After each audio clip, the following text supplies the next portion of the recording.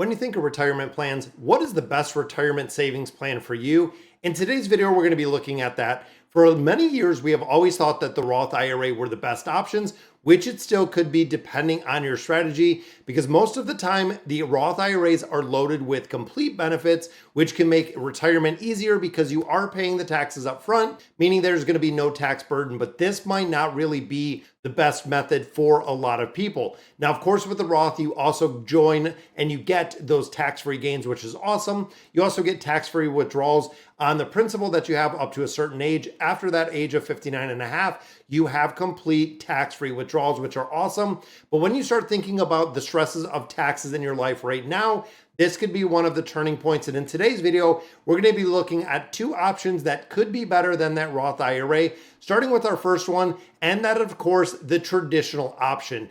So when it comes to IRAs, the traditional option and the Roth option are two very solid options because both of them, of course, you are saving for retirement. So at what point would a traditional IRA actually beat out that Roth? For the big one that on paper, you can definitely see the benefit of a Roth, and it does have more of the tax advantage if you have longer term growth. The two factors in this one is number one, if you don't have a long time, if you don't have the runway of your 10, 20, 30 years, a traditional option might be a little bit better. And then, of course, the big one is depending on how disciplined you are when it comes to retirement savings. The traditional one, of course, is going to have a much stronger tax penalty if you're taking the money out of the IRA itself, which means you could also have a big deterrent when you look at the amount of money that you're taking out. So traditionally, what I've seen, and again, this is kind of an argument that can be made for both ones, but when it comes to a Roth IRA, I have seen a lot of people taking out their contribution just for really anything that you can imagine.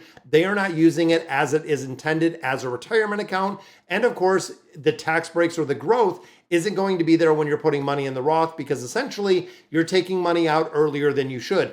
And I have seen everything from people wanting to go on vacation, wanting to purchase new vehicles, a lot of different things, and really whittled through a lot of the money that they used and that they saved in the Roth IRA. Now, if you look on the flip side of that traditional IRA, the traditional IRA would have had not only the tax penalties, but also if there's early withdrawal penalties, there can be a very strict guidance that you have with the traditional IRAs because, of course, the tax penalties that you can have. And a lot of people really can't stomach taking the money out of there, which is the reason why we also do see a lot of people that turn to their 401k plans. Borrowing money against that, again, can be very detrimental. Now, the other thing to remember, though, is with Roth IRAs, you don't have to take the required minimum distributions. Now, this is a huge tax advantage, exactly how you benefit from this, because without having to actually take money out of this, you could enjoy a multitude of years of growth within the Roth option. But again, when you think of the traditional, when you do hit that age that you have to take out, and I believe right now it is going to 72 years old, but there is a point you are going to be required by the government to start taking money out of that traditional IRA, meaning that as you're taking your withdrawals out of there, you're going to have to pay taxes, meaning that there's a point where you're not only have to take or pay taxes on your contributions, you're also going to have to pay those taxes on the growth that you have within that IRA.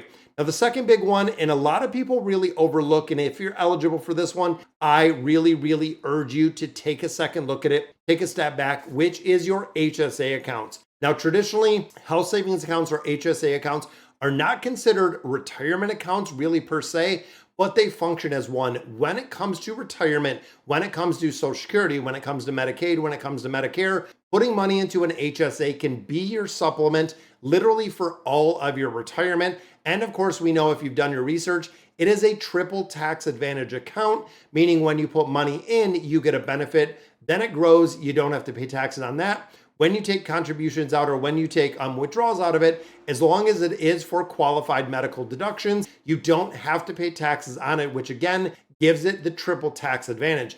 Now, when it comes to HSA accounts, they are going to beat out mathematically the Roth IRAs because they have a lot more tax benefit than we see with that. And of course, with a lot of HSAs, including my own, the HSA is invested in the market, which we're seeing some really solid growth, which again can make a really big difference. So when you start putting in the combination of these three, and I want to go through kind of the plan that I use and the logic behind it is when you also look at Roth IRAs that don't have the RMDs, the required minimum distributions, it is the exact same with the HSA accounts. there is nothing that has, and no point that you have to take money out of this HSA. The funds never expire. You can carry them as long as you want.